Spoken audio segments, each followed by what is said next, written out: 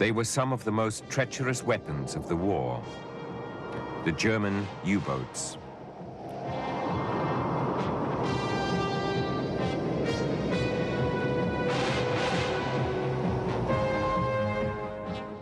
Three out of every 4 U-boat crewmen did not return. 30,000 Allied sailors were their victims.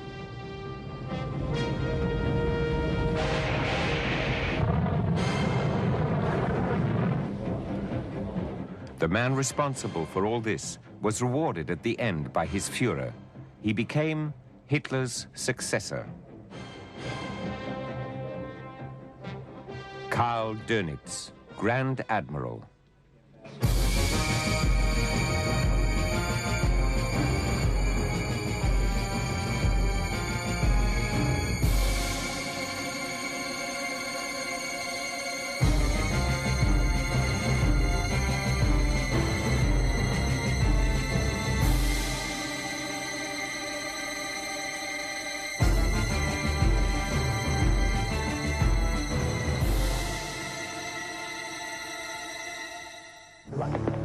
To some people, he is the savior of millions of refugees. To others, a cold technocrat of war. To the victors, he was, above all, a war criminal. Dem Allmächtigen und Allwissenden, I will speak the pure truth. Dass ich die reine Wahrheit sage. And will withhold and add nothing. Und nichts verschweigen. A man of conviction. Ich halte diese Kriegführung für berechtigt und habe nach meinem Gewissen gehandelt. Ich möchte das genauso wieder tun.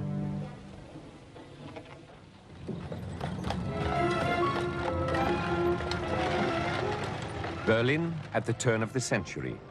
The bourgeoisie was loyal to Kaiser and fatherland, as was the Donitz family. Karl Donitz's mother died young. His father brought up the 2 sons on his own. Duty and obedience were the highest imperatives. Personal happiness was of secondary importance. Karl was considered reserved but talented. He wanted to be an officer in the Navy. The Imperial Fleet, the pride and joy of an adolescent nation.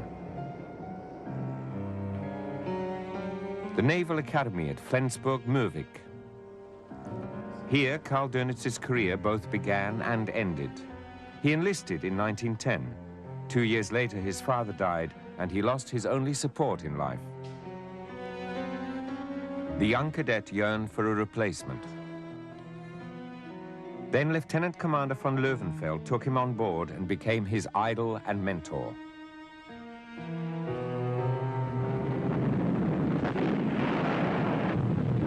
The First World War. Donitz was considered a brave fighter.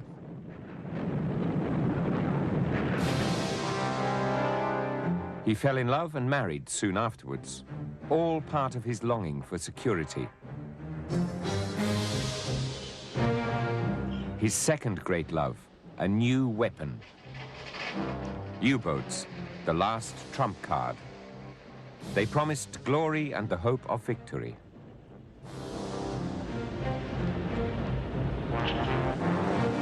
But in the end, the whole fleet was forced to surrender. Donitz was in British hands when he learnt of Germany's defeat and the fall of the monarchy.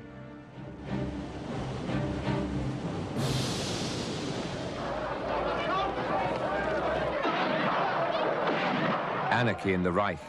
A world collapsed, not only for Donitz. A mutiny by sailors, of all people, sparked off the revolution.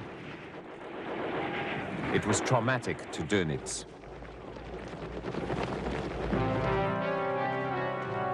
The returned sailor hated the new Weimar Republic under the moderate socialist Ebert. He missed the old rule.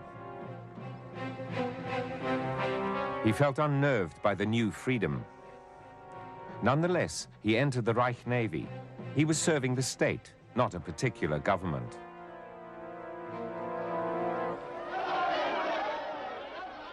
In the Kapp Putsch of 1920, insurgent soldiers tried to overturn the unpopular republic. Donitz secretly hoped they would succeed, but in vain. Everyday life between the two wars, he commanded torpedo boats.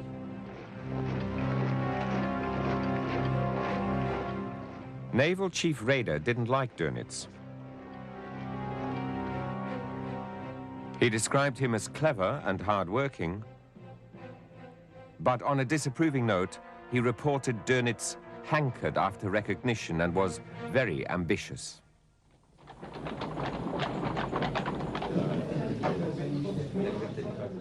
The economic misery of the Weimar Republic's years of crisis also affected the Donitz family.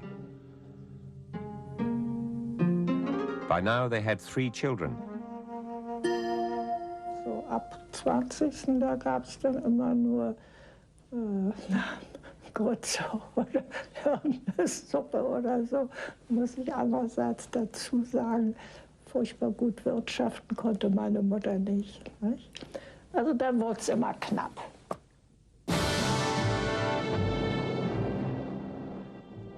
One man used all this hardship to pick up votes. He seduced the people with promises of strong leadership, the restoration of order, and the end of chaos. A clear message to Donitz as well.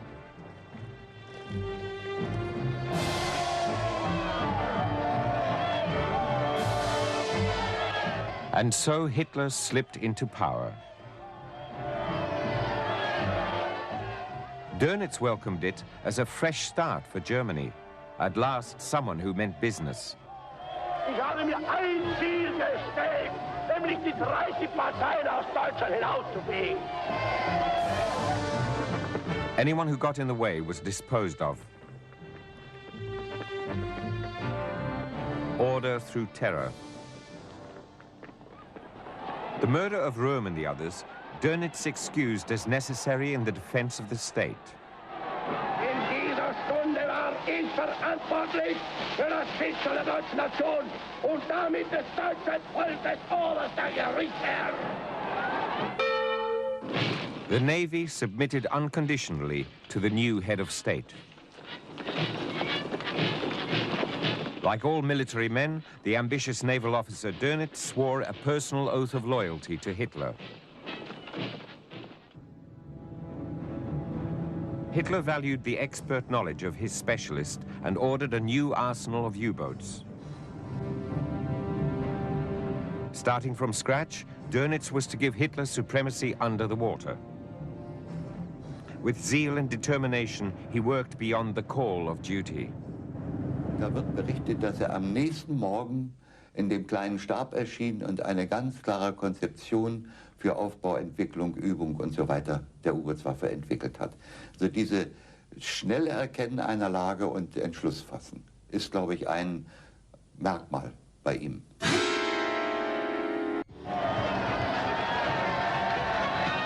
More than submarines, Hitler really wanted big battleships.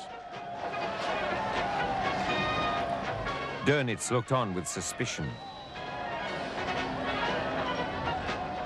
He thought giant ships like the Bismarck were superseded and vulnerable.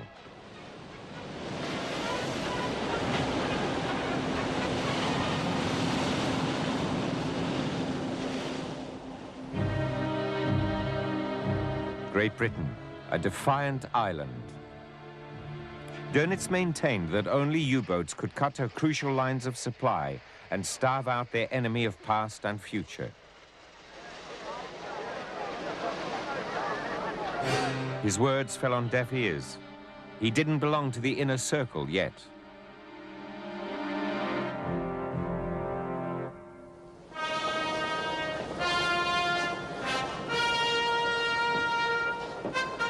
The Olympic Games in Berlin. The Reich put on a facade of peacefulness. The reality was different.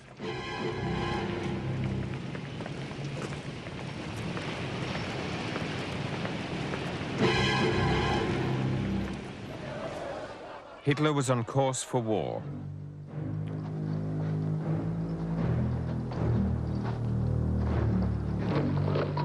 Two years later, the regime showed its true face.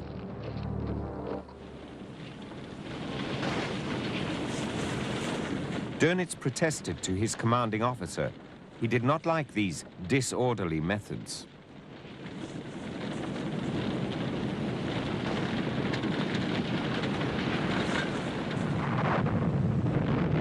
The Navy had the privilege of opening the Second World War. Donitz was horrified, but not from a love of peace. Britain was far superior at sea, and he had only 56 U-boats, despite his demands for 300. Zog sich dann ja zurück und kam dann nach einer halben Stunde, nachdem sich gesammelt hatte, wieder. Und das passt eigentlich zu ihm. Hatte sich gesammelt, hatte das sozusagen runtergeschluckt und sagte so, nun müssen wir eben machen, was noch in dieser verzweifelten Lage zu machen war. Denn für uns Marine war ein Krieg mit England wirklich eine völlig verzweifelte Angelegenheit. Such fears had to be pushed under. An attack on the very first day of war. The commander of the U-30 torpedoed the British passenger ship Athenia without warning. 112 people died.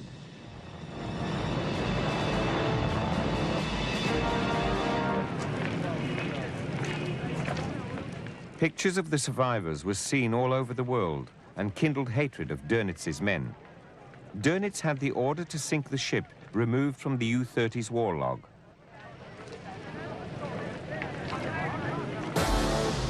A visitor to Wilhelmshaven.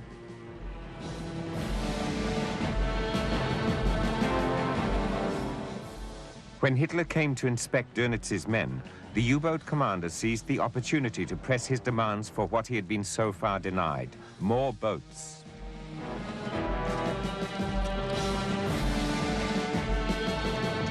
But Hitler still thought the war at sea was of secondary importance.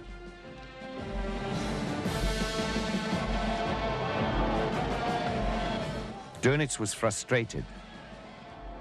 U-boat production was going slowly, a mere 2 submarines per month.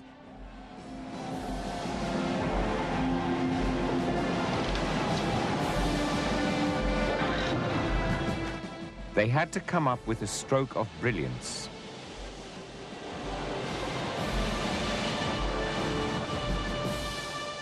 October 1939. Lieutenant Commander Prien was hunting the enemy. A piece of astonishing bravado from U-47. Her commander penetrated the British Royal Navy's sanctuary at Scapa Flow and sank the battleship Royal Oak. For this, Donitz was given a hero's welcome in Berlin, as if he were Hitler himself. U-boat victories were good for morale.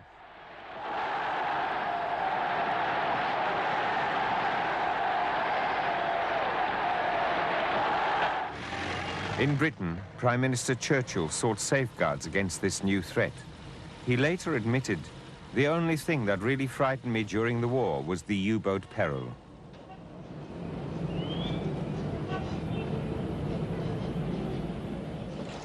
What mattered to Hitler was victories on land. France was beaten. The way to the Atlantic ports was open.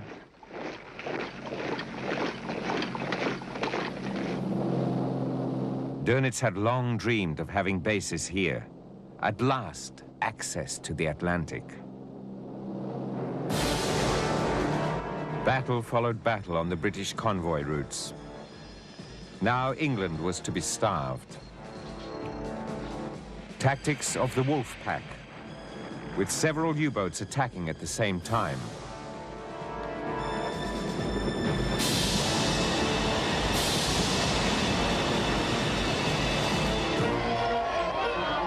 In their home port, a proud chief.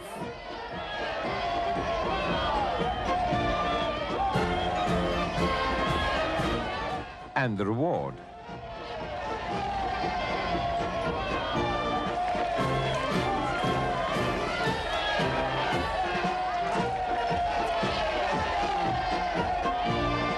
Hat es eben fertiggebracht, ja, dieses Gefühl für das Freikorps Donitz zu erwecken. Nicht jeder lief herum, wenn er das U-Boots-Kriegsabzeichen an der Brust hatte, nicht, dann war er natürlich, wir nannten dieses Kriegsabzeichen den besten Dosenöffner der Welt, nicht, dann war er wer. Im Grunde war ja die U-Bootswaffe, das darf man nie vergessen, nicht größer als ein kleines Expeditionskorps. Es war ja gar nichts, es war ja nur eine Handvoll Leute. Aber die waren natürlich für die Propaganda ganz fantastisch geeignet. Erst mal sehen Seeleute in Ausgehuniformen recht ordentlich aus.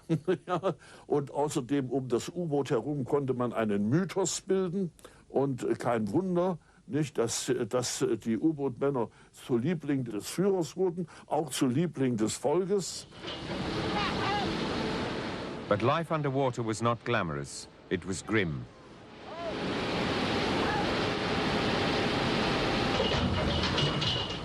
Die unerträgliche Enge, der Gestank, das sich bewegen müssen in engster Intimität mit den Kameraden, das stellt für das Zusammenleben eine auf längere Zeit gesehene unglaubliche und ständig zunehmende Belastung dar.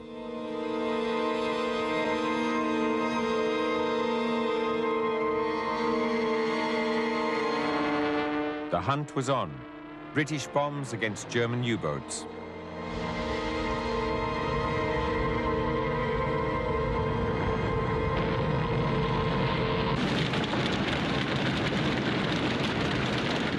London in flames. While Goering's Air Force tried to subdue London, the British Admiralty took shelter in a bunker, the Citadel. Here there was an atmosphere of crisis. Losses were increasing rapidly. Over 10,000 sailors had already been killed.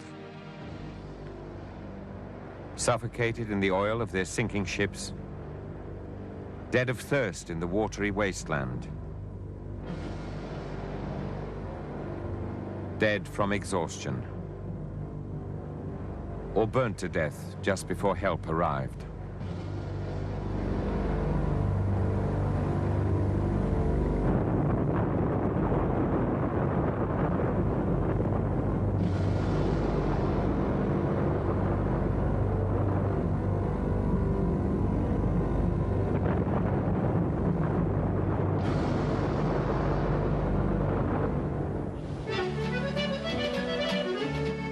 In the mill at Rosmedeck, German U-boat men celebrated their victories with their elated chief. They drank to their spoils and their own survival. Donitz had gigantic pens built for his U-boats.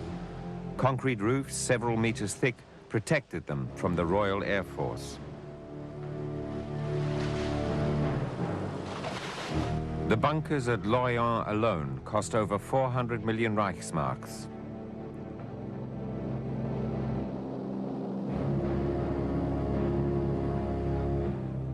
The U-boat war soon reached its limits. Donitz repeatedly asked Goering for help from the air and for more Navy pilots, but the Reich Marshal refused. Bombs hit the U-110. The submarine was forced to surface and was boarded.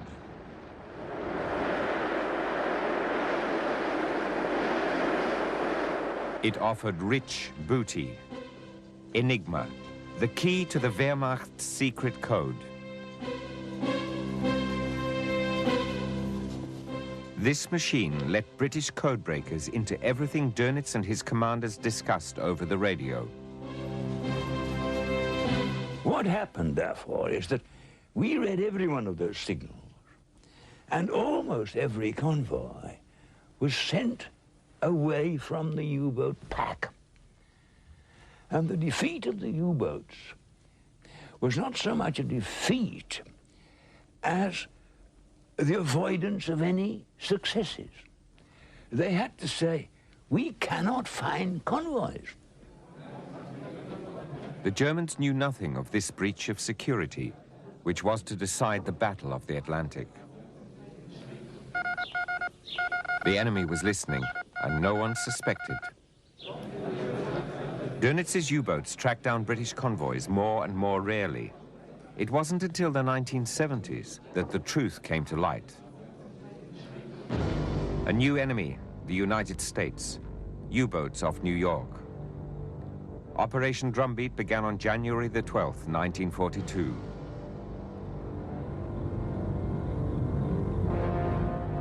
Torpedoing ships off the east coast of the United States was like shooting ducks on a pond for the German submariners. By July 1942, they had sunk 500 ships and their crews.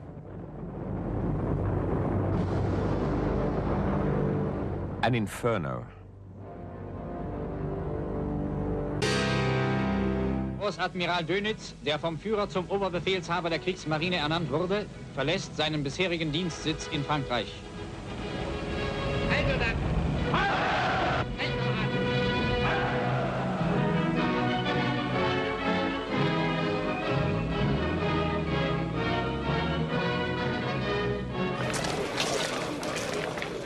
Now he belonged to the inner circle. When Hitler stopped trusting most of his generals, he called for Admiral Karl Donitz. From then on, he didn't leave his Führer's side. One day later, the German 6th Army surrendered. Stalingrad, the turning point.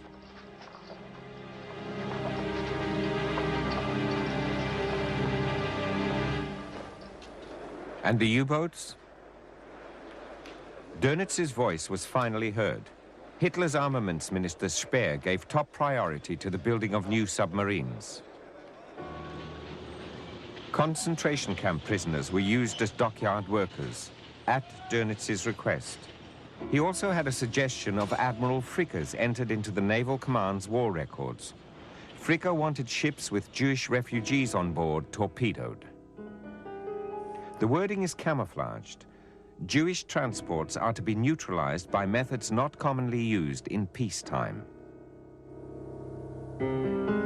Dönitz knew what was meant.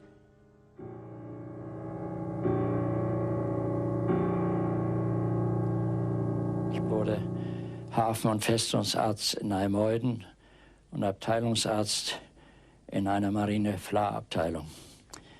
Der Kommandeur war Korvettenkapitän der Reserve Hans Erdmann. Wir bekamen Besuch in Heilmöiden von dem Admiral Voss. Voss war Verbindungsoffizier zwischen der Seekriegsleitung und dem Führerhauptquartier. Erdmann erzählte ihm, was er von mir gehört hatte, über die Dinge an der Ostfront, die da im deutschen Namen geschahen, und sagte, Voss, könnt ihr denn nicht einmal Dönitz bitten, dass er den Führer auf diese furchtbaren Dinge hinweist. Darauf kam die Antwort von Voss, Erdmann, das haben wir bereits versucht. Und Dönitz hat uns geantwortet, ich werde mich hüten, mein gutes Verhältnis zum Führer aufs Spiel zu setzen.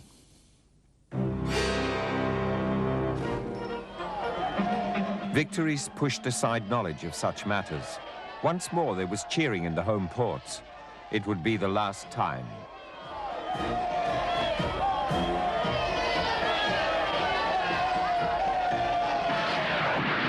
Then came the catastrophe.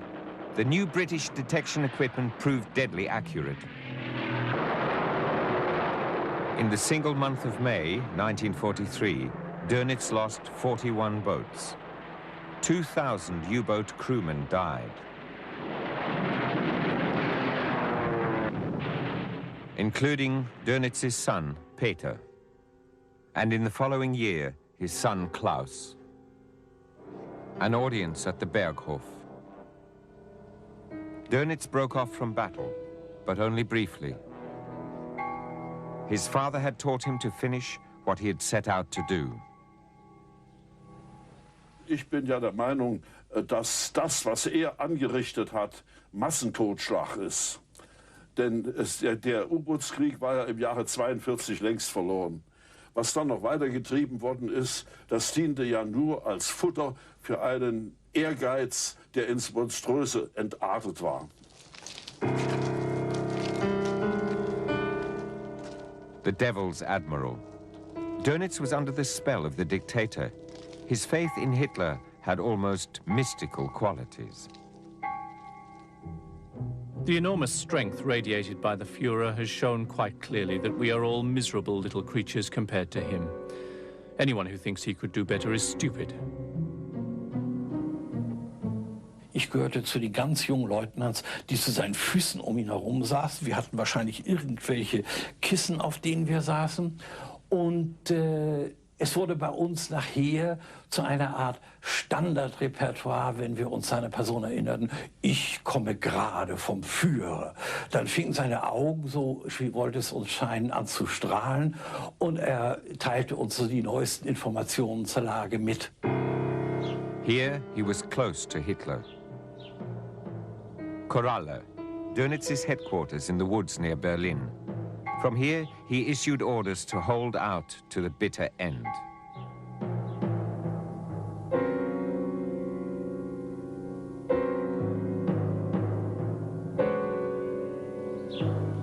The virtue of being without pity, even when compassion was asked of him. Ernst Jünger wollte mit Donitz über das Schicksal seines Sohnes sprechen. Vielleicht wollte er ihn auch um einen Gnadenerlass bitten, das weiß ich nicht mehr genau. Er erzählte nur, er sei eingetreten in einen riesigen Raum, in dessen eine Ecke Donitz am Schreibtisch gesessen habe und er, der Hauptmann Jünger, habe in der diagonal entgegengesetzten Ecke gestanden, Donitz und sich gemeldet. Donitz hat sich nicht erhoben von seinem Schreibtisch, ist nicht auf Ernst Jünger zugegangen, hat ihm nicht die Hand gegeben, hat ihm keinen Stuhl angeboten, sondern hat ihn quer durch den Raum reden lassen. Und Ernst Jünger war tief enttäuscht über diese Kälte, mit der er da empfangen worden war. Fanatically, he swore in young officers to the evil spirit of the murderous Reich. I'd like to see Germany now without National Socialism. It would be full of political parties and full of Jews who would take every opportunity to criticize, to harm and to divide. We owe everything to the Führer. The German people owe everything to National Socialism. Our soldiers have but one choice, to support our Führer and our National Socialism with unrelenting effort.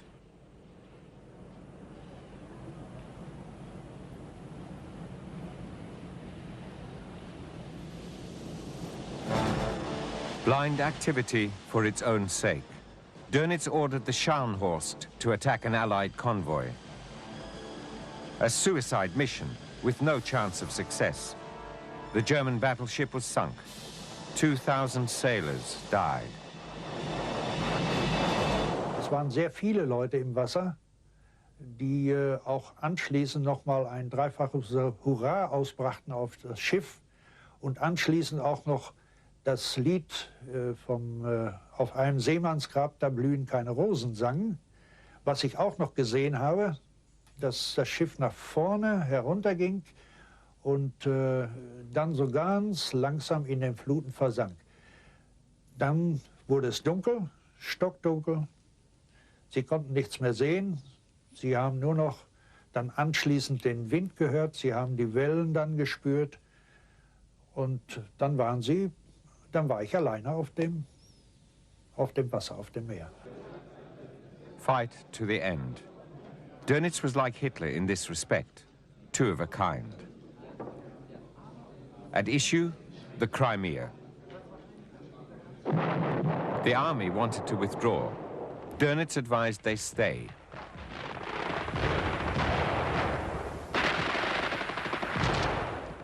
It cost 80,000 men their lives.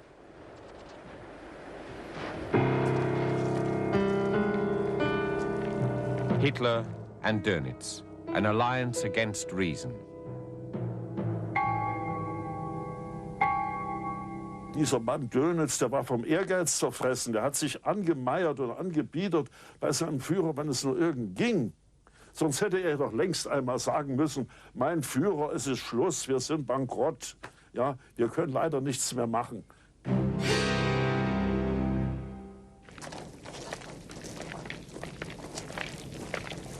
Donitz, a careerist.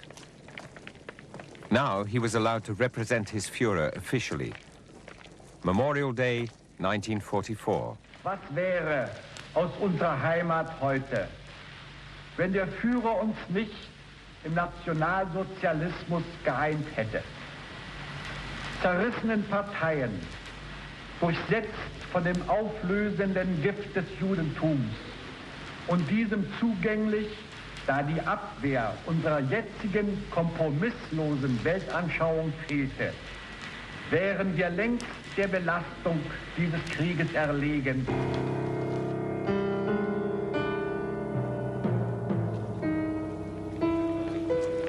After the assassination attempt on his Führer, Donitz presented himself as a humble vassal prepared to do anything. Anyone who makes any kind of defeatist remarks must be ruthlessly exterminated. I would sooner eat soil than have my grandchildren brought up and poisoned by the Jewish spirit and filth. After the war, this memorandum was missing from the files. Only much later was one lone copy discovered, the evidence of murderous lunacy.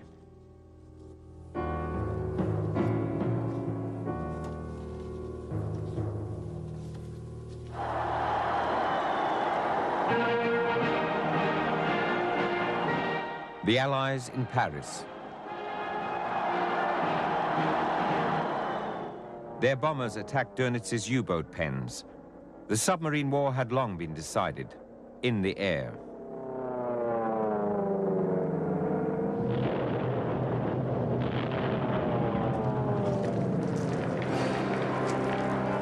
On the home front, Donitz had smaller implements of war tested.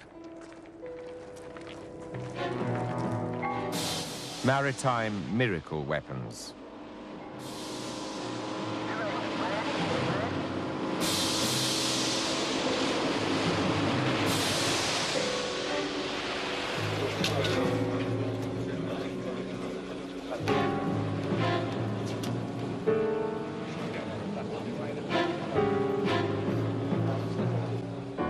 In the spring of 1945 alone, almost 8,000 U-boat sailors died.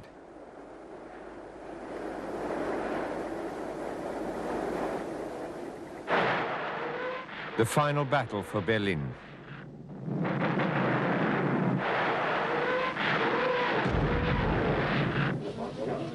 Shortly before the end, Hitler sent Donitz to the north of the decaying Reich. The admiral was told to hold the German position there.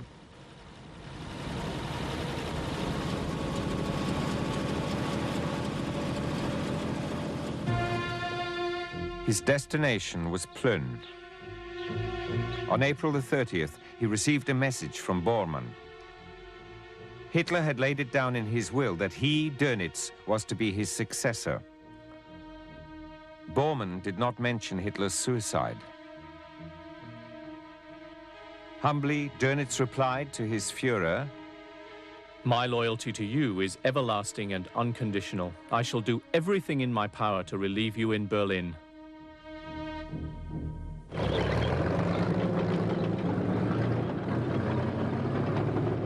The capital was surrounded, the Third Reich facing collapse.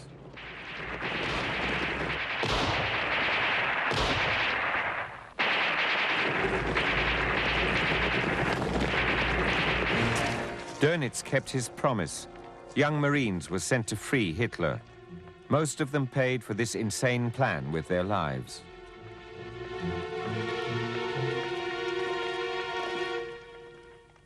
On May the 1st, the Admiral learnt of Hitler's death. Now he was the successor. Deutsche Männer und Frauen, Soldaten der deutschen Wehrmacht. Unser Führer Adolf Hitler ist gefallen.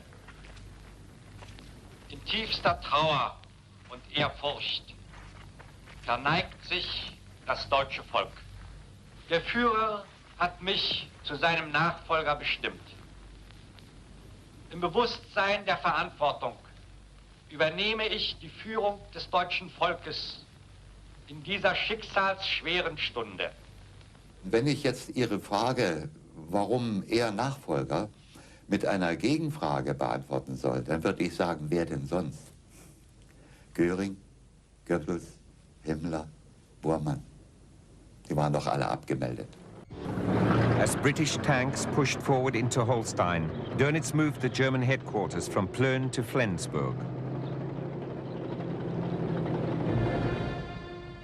The Naval Academy at Murvik, where it all began.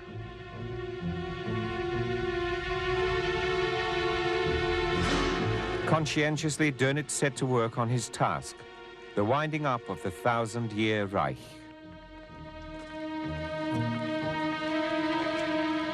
It was in ruins. The new head of state tried to govern. Kam also nach Flensburg und es war also tiefster Frieden dort. Das Wetter war schön, es war also Anfang Mai und die Marine hatte also Marter in Weiß vor der Tür stehen, die präsentierten das Gewehr, wenn der Donitz oder Keitel oder Judel das Gebäude betraten. Also es war tiefster Frieden und unwirklich. Donitz wanted to carry on fighting in the east, to save as many Germans as possible from Soviet captivity. Admiral von Friedeburg was given his orders. Play for time and surrender in the west. On the Lüneburg Heath, Field Marshal Montgomery consented to Donitz's tactics.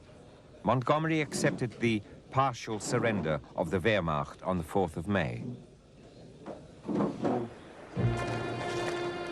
The strategy worked. In the end, over 2 million refugees made it to the west.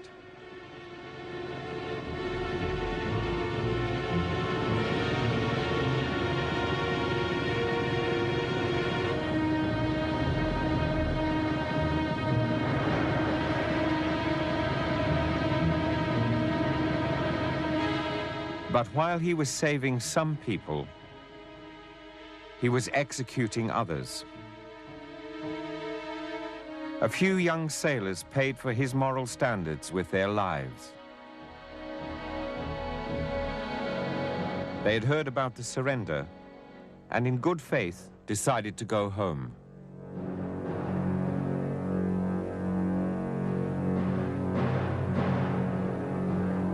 Donitz hatte immer eine Wendung, die mir schon sprachlich interessant erschien. Er sagte, ich kann nicht zwei Moralen haben. Ich kann nicht auf der einen Seite die besten Leute in den Tod schicken, weiß, dass der Tod ist, und auf der anderen Seite die sich drücken, freilaufen müssen. Act 2 of the Fall of the Reich. Eisenhower's headquarters in Reims. General Jodel's orders were to prevent unconditional surrender spreading to all fronts. He was to string the Allies along with surrender in the west, but continued fighting in the east. Not all the victors would accept this. After conferring with Donitz, on May the 7th, Jodl agreed to unconditional surrender on all fronts.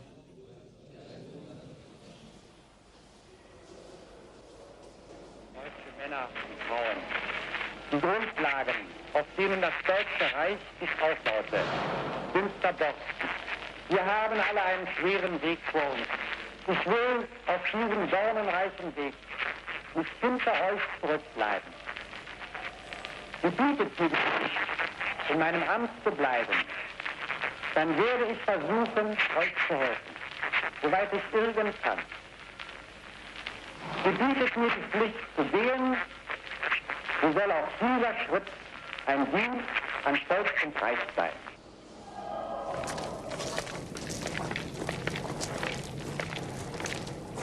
The Ersatz Hitlers. There wasn't much left for them to do. Donitz carried on as if nothing had happened. The last absurd state performance.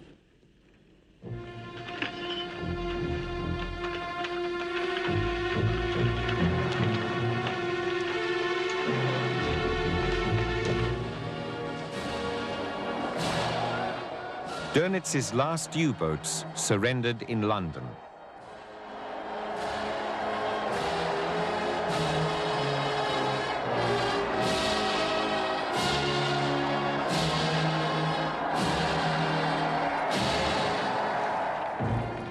No more playing at government.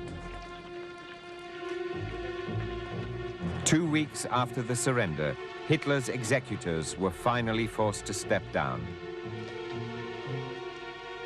Defiance, disappointment, mistrust, arrogance.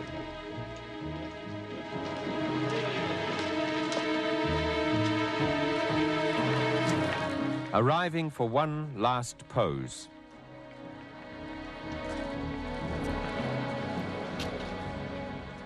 The Admiral thought he was in the right. Later, Donitz was to reproach Speer. You got me into this. It's all your fault.